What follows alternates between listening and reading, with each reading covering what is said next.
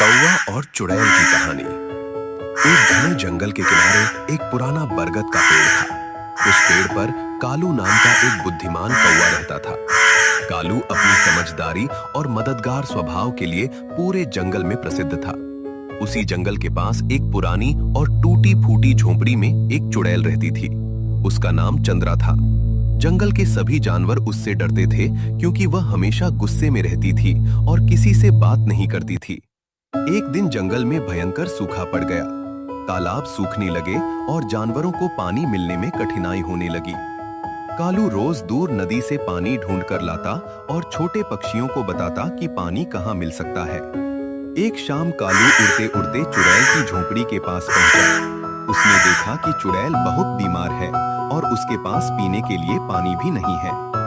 हालांकि सभी उससे डरते थे, फिर भी कालू का दिल पिघल गया। वह नदी तक गया, अपनी चोंच में थोड़ा थोड़ा पानी भरकर कई बार लाया और चुड़ैल को पिलाया। चंद्रा हैरान रह गई। उसने पूछा, तुम मेरी मदद क्यों कर रहे हो? सभी तो मुझसे डरते हैं। कालू बोला, मुसीबत में किसी की मदद करना सबसे बड़ा काम है। चुड़ैल को अपनी गलतियों का एहसास हुआ। उसने सोचा कि वह हमेशा दूसरों को डराती रही, इसलिए कोई उसका मित्र नहीं बना। अगले दिन उसने अपनी जादुई शक्तियों का उपयोग करके जंगल के पास एक नया तालाब बना दिया। धीरे धीरे उसमें पानी भर गया और सभी जानवर खुश हो गए। जब जानवरों को पता चला कि चुड़ैल बदल गई है, तो उनका डर भी कम हो गया। अब चंद्रा किसी को नुकसान नहीं पहुंचाती थी।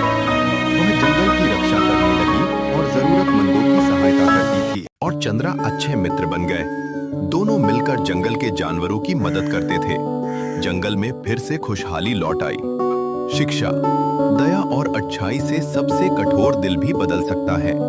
दूसरों की मदद करने से सच्ची मित्रता और सम्मान मिलता है।